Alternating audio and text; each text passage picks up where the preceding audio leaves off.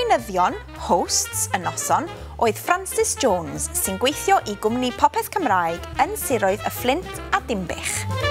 Dwi'n meddwl bod maen nhw bob amser, ers nifer o flynyddoedd, dyn ni wedi cael nifer fawr iawn o ddysgwyr yn dod i'r Steddfod llynedd oedd gen ni llond yn euad, ymhell dros 200, rhywbeth tebyg heno sy'n ni'n meddwl hefyd. Mae dysgwyr yn mwynhau cymryd rhan. Ar lan y môr, yn wyn ei byd. Dwi wedi cael noson arbennig o dda, ynde. Dwi wedi ennill llafarydd unigol. Felly dwi'n hapus iawn. E-bost i Australia. Noswaith dda, dwi Peter, dwi'n byw yn Croes Oswald, ond dwi'n dysgu Cymraeg, dwi wedi ymddeol, ond dwi Saesneg. A chafodd Peter hwyl yn cystadlu ar y gystadleuaeth darllen e-bost gan ffrind. Gyda'r nos, cawson ni barbecue ar y maes carafannau, neu aethon ni i gerdd yn y pafiliwn. Enillydd y gystadleuaeth ysgrifennu rhyddiaeth, prose, oedd Christine Ryder. Llongyfarchiadau i Chris Ryder. Llans o Abergele, grŵp sesiwn siarad Llansannan. Dwi wedi ennill efo'r rhyddiaeth sawl gwaith o'r blaen.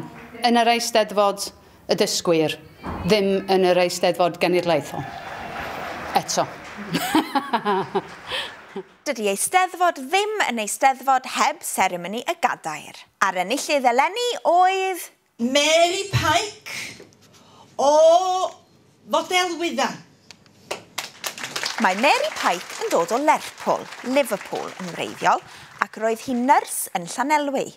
Penderfynodd hi ddysgu Cymraeg ar ôl nyrsio bachgen bach flynyddoedd yn ôl oedd ddim yn gallu siarad Saesneg.